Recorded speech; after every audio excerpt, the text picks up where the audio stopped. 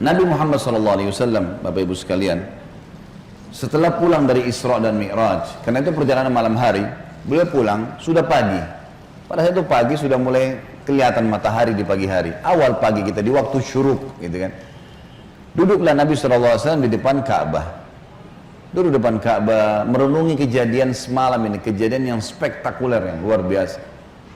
Duduk Nabi SAW merenungi lewat Fir'aunnya umat ini, Abu Jahal. Ini orang julukannya di Mekah Abul Hakam, orang yang bijaksana gitu. Dan pada saat itu dia raja di Mekah. Tapi Nabi SAW suruh kita panggil dia siapa? Abu Jahal. Jahal ini super goblok. Bukan cuma goblok, super goblok. Luar biasa. Kenapa dikatakan begitu? Orang Mekah bilang Abu Hakam, dia dikatakan Abu Jahal. Karena Abu Jahal ini sama Abu Sufyan itu setiap malam dengar Al-Quran yang Nabi baca di rumah Nabi SAW. Setiap malam datang dengar, mereka diam-diam. Misalnya ini tempat tisu, ini rumah Nabi SAW, nanti Abu Jahal di sini, Abu Sufyan di sini, ada satu lagi temannya di belakang. Jadi mereka nggak saling tahu nih. Sampai pagi mereka dengar tuh ayat Al-Quran. Waktu mereka pulang, ketemu tiga-tiga. Lo saling tanya, kenapa kalian sini? Kenapa kalian sini? Kenapa kamu sini? Kenapa kamu sini? Oh, saya dengarkan ayatnya yang Muhammad baca. Kata Abu Jahal, kita janjian, nggak boleh terulang. Kalau masyarakat Mekah tahu kita dengar apa yang Muhammad baca, nanti beriman semua nih. Sepakat ya, sepakat, nggak ada yang hilangin. Besok malam datang lagi tiga-tiganya. Karena mereka satu sama yang lain menyangka temannya nggak bakal datang. Penasarannya. Ketemu lagi pagi, sepakat lagi, jangan ulangi ya. Hari ketiga ulangi lagi. Datang lagi tiga-tiganya. Ini kejadian nyata dalam sebuah riwayat Bukhari disebutkan itu.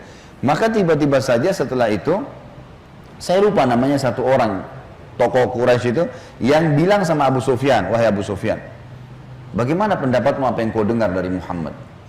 Kata Abu Sufyan, yang saya tangkap, ini kita bukan anak-anak nih. Ini apa yang kita dengar 3 hari kita janjian tidak datang, tapi kita datang terus karena penasaran. Ini pasti ada sesuatu. Bagaimana pendapatmu? Kata Abu Sufyan, ada yang saya mengerti dan punya makna yang tinggi, bagus. Ada yang saya tidak mengerti, tapi saya yakin itu kebenaran. Kata yang satu ini, saya juga begitu. Saya yakin nih kebenaran. Kita tanya Abu Hakam, datangi rumahnya Abu Jahal. Wahai Abu Hakam, apa pendapatmu yang kau dengar 3 hari dari Muhammad? Apa Abu Jahal bilang apa? Demi Allah, kan orang Mekah pakai kata demi Allah. Mereka tahu, mereka ikuti ajaran Nabi Ibrahim AS, cuma mereka musyrik. Mereka datangkan berhala, dijadikan perantara dengan Allah. Allah nggak mau tuh, gitu kan? Maka dia bilang, demi Allah saya tahu Muhammad benar. Kata dia. Loh, kata Abu Sufyan, lalu kenapa kau tidak beriman? Kamu raja kami, kalau kau beriman, ini satu Mekah beriman semua nih. Apa kata dia? Ini fanatisme, kebodohan. Ini sebab julukan Abu Jahal keluar. Dia bilang, dari dulu sukunya Muhammad sama suku aku bersaing di Mekah. Mereka berikan makan minum jemaah haji, kami juga berikan makan minum jemaah haji. Mereka buat pasukan untuk membela Mekah, kami juga buat pasukan membela Mekah. Pokoknya apa yang mereka buat, kami buat. Sehari buat mereka, sehari buat kami. Jadi bersaing terus. Sekarang dari sukunya Muhammad keluar Nabi, sukuku tidak ada nabinya. Kalau aku beriman berarti sukuku kalah. Hanya itu, fanatisme kebodohan gitu. Dia bilang, maka itu saya tidak akan beriman sama Muhammad. Gara-gara perkataan dia itu, Abu Sufyan dan ini juga ikut-ikutan nih. Satu Mekah semua nggak mau. Tentu Abu Sufyan nanti akhirnya masuk Islam setelah masuk kota Mekah. Tapi pada saat itu tidak mau juga. Baiklah. Ini sebab julukan keluar Abu Jahal. Lewat nih Abu Jahal nih. Lalu dia lihat Nabi SAW lagi merenungi, kayak ada sesuatu lagi difikirin. Dia bilang, wahai Muhammad, kalau bahasa kita ginilah, bahasa sederhana riwayat itu, kenapa kau melongo-longo seperti ini? Kok kamu kayak orang bingung, ada apa? Nabi SAW dengan polosnya ceritain, semalam, ini yang diceritain kepada Abu Jahal nih. Ini yang paling benci sama Islam. Kata Nabi SAW, semalam datang kepada saya malaikat bernama Jibril. Jibril datang membawa borak. Borak itu kuda bersayap. Ini kuda bersayap sampai hari kiamat tidak ada nih kalau di kehidupan kita. Zaman itu, sekarang saja orang tidak percaya kalau ada kuda bersayap gitu kan. Apalagi zaman kuda bersayap, terbang. Saya naik di atasnya terbang. Dimanapun matanya lihat sebuah tempat, kakinya sudah di sana. Lalu saya tiba di Palestina. Turun di Masjid Aqsa, saya sholat. Saya imami para nabi-nabi. Nabi-nabi ini 120.000 orang. Bagaimana bisa? Allahu a'lam. Nabi sampaikan, saya iman. Lalu kemudian saya naik di atas burak, saya mi'raj ke langit. Di langit pertama ketemu dengan Adam, langit kedua ketemu dengan Nabi yang bersaudara sepupu, Isa dan Yahya. Langit ketiga ketemu dengan Idris, langit keempat ketemu dengan Yusuf, langit kelima ketemu dengan Harun, keenam Musa, ketujuh Ibrahim alaihissalam. Tentu kisah Isra Mi'raj panjang ya, karena perjalanan antara Mekah ke Palestina itu selama perjalanan Nabi SAW diperlihatkan tentang jenis-jenis azab kubur. Saya nggak ceritain di sini. Yang jelas Nabi SAW ceritain semua tuh, apapun yang terjadi. Saya ringkaskan saja. Kemudian waktu Mi'raj ke langit, Nabi SAW ketemu dengan Nabi-Nabi, lalu ngobrol. Sempat ngobrol sama Adam, ngobrol sama Yahya dan Isa, ngobrol sama Yusuf, sama Idris, sama Harun, sama Musa, sama Ibrahim alaihissalam. Tapi yang masyhur riwayat adalah Nabi SAW banyak berbicara dengan Musa. Pada saat menerima waktu 50 waktu sholat, beliau turun di langit ke-7, Ibrahim tidak ngomong, langit ke-6 Musa tahan. Lalu bertanya, berapa yang diperintahkan umatmu hai Muhammad? Berapa yang Allah perintahkan? Kata Nabi SAW, 50 waktu sholat. Minta keringanan, umatmu tidak bisa. Lalu kemudian Nabi SAW kembali, minta diringankan 5, jadi sisa 45. Ditahan lagi sama Musa. Musa berkata, berapa hai Muhammad? Kata Nabi SAW, 45. Masih berat, minta ringankan. Terus saja Musa AS menahan Nabi SAW 5 sampai sisa 5 nih. Yang kayak kita kerjain sekarang. Itu pun Musa masih bilang, minta keringanan. Bayangkan Bapak Ibu sekarang kalau 50 waktu sholat, per 15 menit azan. Siap nggak? Ini aja 5 waktu sholat sudah ngos-ngosan gitu. Safnya, kadang-kadang sholatnya cuma imam sama muazzinnya saja gitu. Yang jelas Nabi Musa AS seperti itulah kisahnya. Sampai sisa 5 lalu Nabi SAW mengatakan, saya sudah malu dengan Tuhanku. Bolak-balik terus gitu kan. Maka terdengar suara dari langit, Allah berfirman, hai Muhammad, dia 5 waktu sholat tapi pahalanya 50 waktu sholat. Karena setiap umat Muhammad SAW kalau berbuat satu kebaikan dilipat gandakan 10 kali lipat.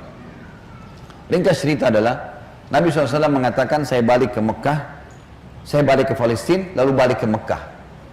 Tentu kisah ini cuma pendek yang saya sampaikan. Kisahnya ini mungkin 10-20 kali lipat lebih panjang daripada ini, karena panjang lebar. Yang jelas Abu Jahal waktu dengar itu melongo, diam, langsung dia katakan waktu sudah selesai, hai Muhammad, kau menempuh perjalanan Mekah Palestina yang kami tempuh dengan kecepatan kuda terbaik kami sebulan, pulang juga sebulan, 2 bulan dalam 1 malam.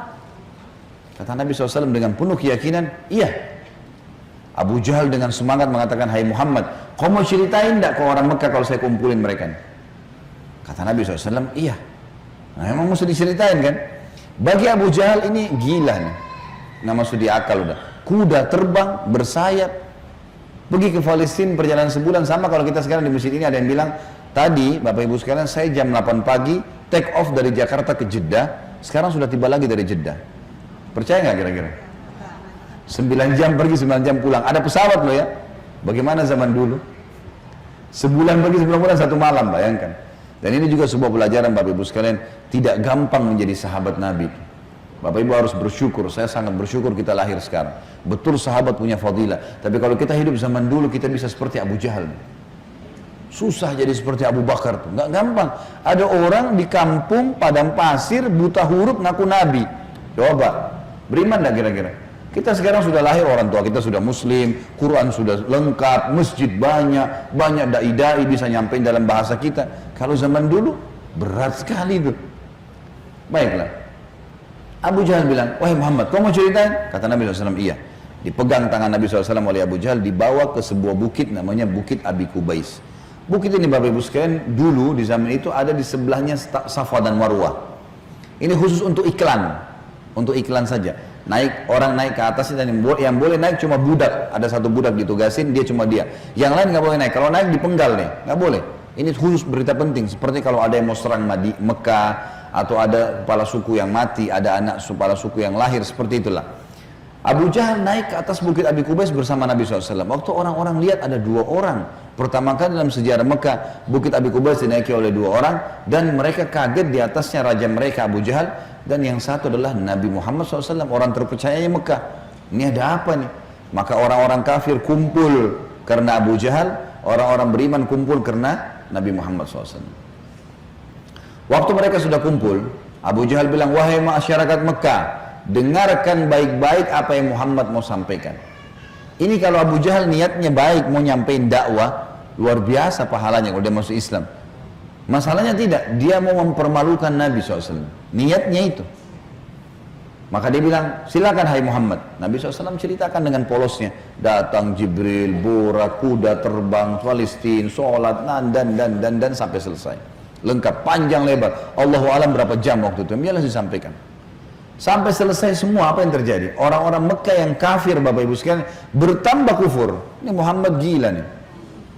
Mekah, Palestina, pulang pergi 2 bulan, 1 malam. 1 malam, dan ini bukan 1 malam, setengah malam malah, gitu kan. Pulang pergi. Ini nggak masuk di akal. Ini baru kesana saja nggak percaya. Apalagi naik ke langit, ketemu, ya udah panjang ceritanya. Belum lagi cerita tentang surga dan neraka, diperlihatkan adab-adab kubur. Tapi ya sudah. Waktu itu yang sudah beriman pun di kalangan sahabat, benar nggak ya? Tapi ini Nabi, nggak mungkin salah. Mereka sempat bimbang. Abu Jahal turun dari bukit Abi Qubais sambil ketawa, senyum. Sambil dia ngomong, ada sahabat rupanya yang ikutin. Tahu nih Abu Jahal tadi yang ajak Nabi nih, diikutin. Dia bilang, sekarang agamanya Muhammad sudah habis. Dia pergi ke Darun Nadwa, tempat kumpulnya orang-orang Quraisy, lalu dia teriak.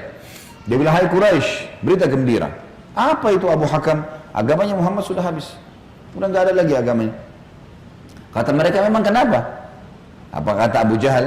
Muhammad mengarang cerita dusta. Katanya begini. Abu Jahal ini tidak sadar sedang nyebarin berita apa? Isra dan Mi'raj. Dia lengkap, dia sampaikan ke orang semua nih.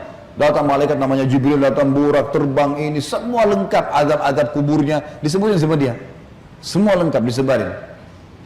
Lalu orang-orang Quraisy diam semua. Mau bilang apa nih rajanya, dan mereka juga memang masih belum beriman kepada Nabi SAW. Lalu kata Abu Jahal, ada satu orang. Satu orang ini, kalau kalian berhasil menggoyahkan keyakinannya, habis benar agamanya Muhammad. Kata mereka, siapa itu? Kata Abu Jahal, Abu Bakar. Cari Abu Bakar. Abu Bakar ini Bapak Ibu sekalian, cirinya beliau radhiyallahu anhu, itu badannya kurus. Ya. Saking kurusnya kalau pakai sarung melorot terus. Nah iya, radhiyallahu anhu. Tapi yang perlu digarisbawahi, Islam bukan melihat kekarnya fisik, tapi kekarnya iman dalam hati. Allah bilang Allah bilang halal, Allah bilang haram. Perintah dikerjakan, larangan ditinggalkan. Itu konsep dasarnya, gitu kan. Abu Bakar ini ditahu tentang masalah keyakinannya sampai apa kata Nabi SAW. La uzina iman Abi Bakar fi kiffah, wa uzina iman hadil ummah fi kiffah, la rajah iman Abi Bakar. Kalau keyakinannya dan imannya Abu Bakar ditimbang di satu timbangan, dan keyakinannya serta keimannya seluruh umat ini, semua sahabat, semua tabi'in, semua yang sudah mati, yang masih hidup dan yang belum lahir, semua kita di sini juga termasuk. Ditimbang iman kita semua dibandingkan Abu Bakar, yang satu timbangan pasti lebih berat keyakinannya Abu Bakar. Kata Abdullah bin Mas'ud, sahabat Nabi radhiyallahu anhu yang mulia dengan ibadahnya yang luar biasa, kami tidak ada bedanya dengan Abu Bakar dari sisi ibadah. Karena Abu Bakar sholat, kami sholat. Abu Bakar puasa, kami puasa. Abu Bakar sedekah, kami sedekah. Abu Bakar ya jihad, kami jihad. Tapi kami tidak bisa menyayangi Abu Bakar dari sisi keyakinannya. Mustahil. Kalau Rasulullah sudah bilang kerjakan apapun konsekuensinya. Mau wajib, mau sunnah, nggak ada toleransi, nggak ada keraguan. Yang haram, nggak ada lagi. Haram, nggak ada ceritanya. Seperti itulah konsepnya. Jadi sangat luar biasa. Yang jelas Bapak Ibu sekalian, mereka bilang cari Abu Bakar. Dan juga ada hadis supaya saya tidak lupa ya, kata Nabi SAW, tidak ada seseorang yang menginjakkan telapak kakinya di muka bumi setelah para nabi-nabi yang paling afdal lebih daripada Abu Bakar. Jadi setelah Nabi langsung dia radhiyallahu anhu, jadi orang yang sangat luar biasa. Datanglah orang-orang Quraisy ini ke kebunnya Abu Bakar, di kebun kurma di pinggir kota Madinah, dan orang sahabat-sahabat tadi ini pada ikut gitu kan. Sampai di kebunnya Abu Bakar, Abu Jahal teriak-teriak, wahai Abu Bakar, keluarlah. Abu Bakar keluar. Abu Bakar keluar. Kaget Abu Bakar. Belum pernah dalam sejarah hidupnya Abu Bakar itu tokoh-tokoh Quraisy, kepala-kepala suku datang ke kebunnya. Untuk apa? Dan belum pernah dalam sejarah Mekah orang beriman sama orang kafir jalan sama-sama. Maka Abu Bakar bilang, ada apa wahai Abu Jahal? Dia bilang, sahabat Muhammad gila. Masa dia cerita rekayasa bohong, cerita bohong begini. Abu Bakar ini belum dengar dari Nabi. Abu Jahal yang jelasin. Begini, panjang lebar sampai selesai. Sampai kembali lagi ke Mekah. Abu Bakar sudah tahu nih, Apa tujuannya Abu Jahal? Kalau dia mau beriman, dia sudah beriman kepada Nabi, tapi datang sini mau ngacoin nih.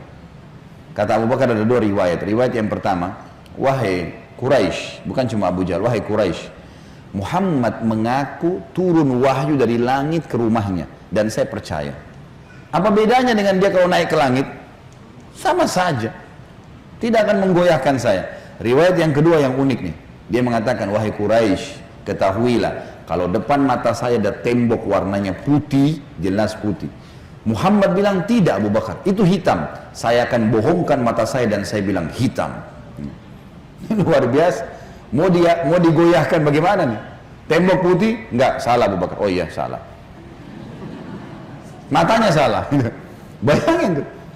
Apa kira-kira bisa menggoyahkan keyakinan seperti ini? Luar biasa. Pokoknya Allah Rasulnya bilang selesai, nggak ada toleransi. Gitu. Sudah selesai, semua dikerjain. Biar seluruhnya benci. Tembok warna putih, Muhammad bilang hitam, saya bilang iya, mata saya salah, hitam berarti. Abu Jahal dan orang Quraisy diam. Ini nggak bisa lagi digoyahkan.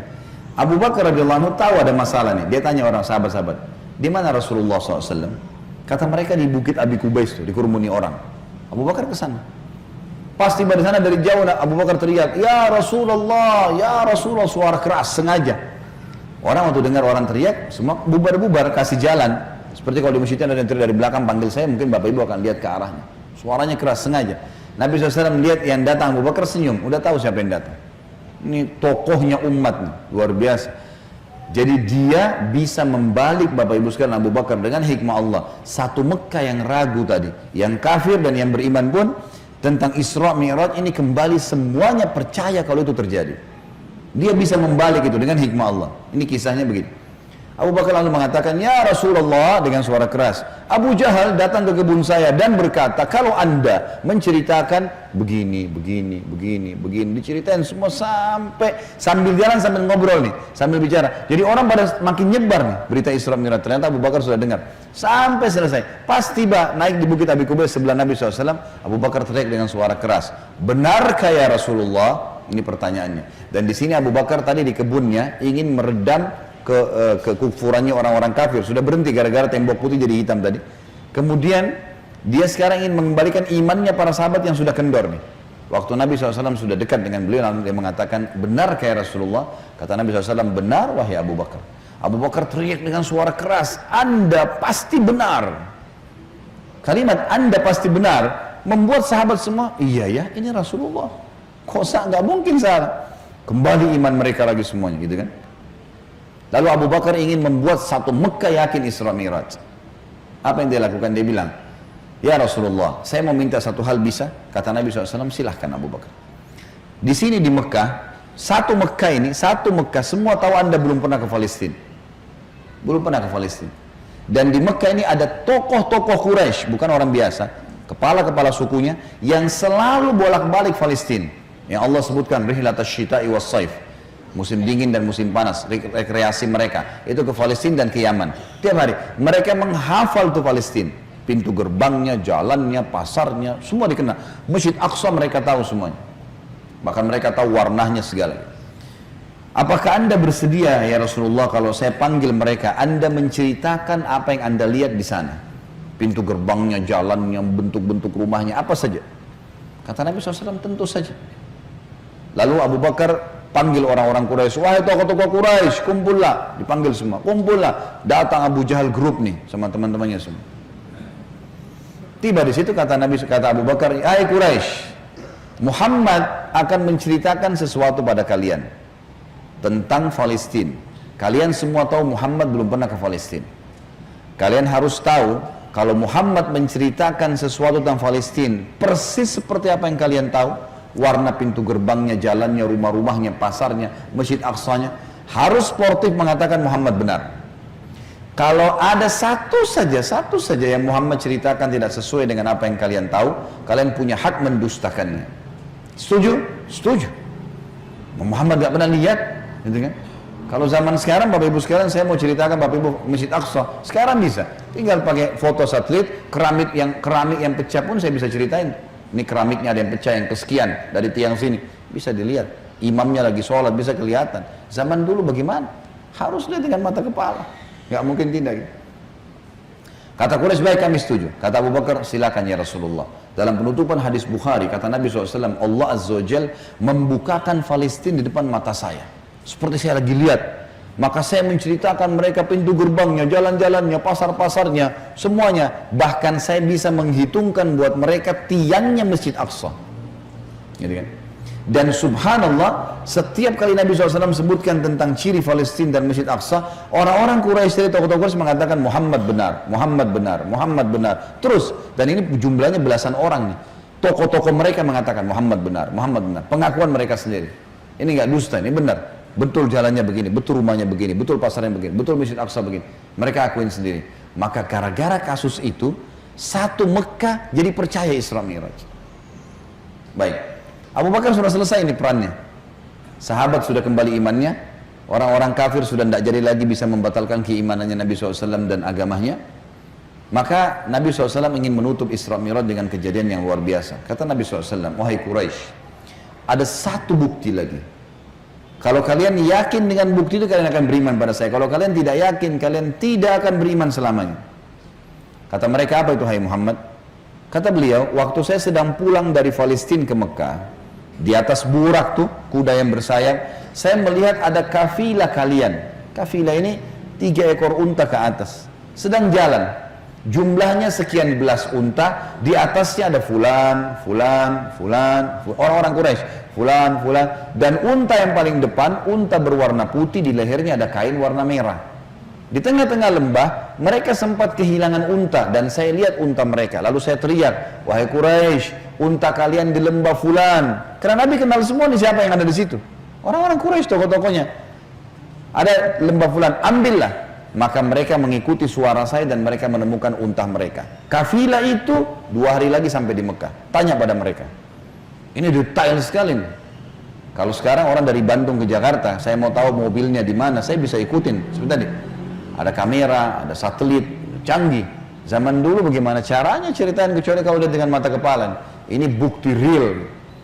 Setelah 2 hari Bapak Ibu sekalian, satu kota Mekah, perempuannya, laki-lakinya, orang tua, anak-anak yang kafir, yang beriman, semua kumpul. Di pintu gerbang Mekah namanya pintu Bani Syaibah, suku Syaibah. Mereka kumpul semua, mereka nunggu nih, benar tidak nih kafilah nih? Ditunggu, ini sudah heboh satu Mekah nih. Subhanallah, menjelang waktu duhur, lewat betul tuh kafilah. Persis seperti Nabi ceritain. Jumlah untanya, nama orang-orangnya, unta paling depan warna putih, di lehernya ada kain merah. Karena penasaran, orang-orang Quraisy di Mekah ini bilang, hai Quraisy dari kafilah, kalian dari mana? Kata mereka, kami dari Palestina. Lalu bertanya lagi orang Mekah nih, apakah kalian sempat kehilangan unta di tengah jalan? Mereka bilang iya. Lalu apa yang kalian lakukan? Pertanyaan bertubi-tubi nih. Kami mendengarkan suara entah dari mana mengatakan, wahai Quraisy, unta kalian di lembah fulan. Kami ikuti, kami dapat unta kami. Sekarang orang-orang Quraisy di kafilah penasaran, wahai Quraisy Mekah, dari mana kalian tahu nih? Belum satu orang pun di antara kami masuk ke Mekah. Belum ada gosip nih, kok bisa sudah sampai? Belum ada masuk nih. Mereka sepakat mengatakan dari Muhammad. Semua orang mengatakan dari Muhammad. Semenjak itu semuanya percaya Isra Mi'raj terjadi. Ini tanda-tanda yang luar biasa. Makanya Allah turunkan surah nomor 17 khusus namanya surah Al-Isra, menceritakan masalah itu, sebuah keajaiban yang luar biasa, mukjizat Nabi Muhammad sallallahu alaihi wasallam.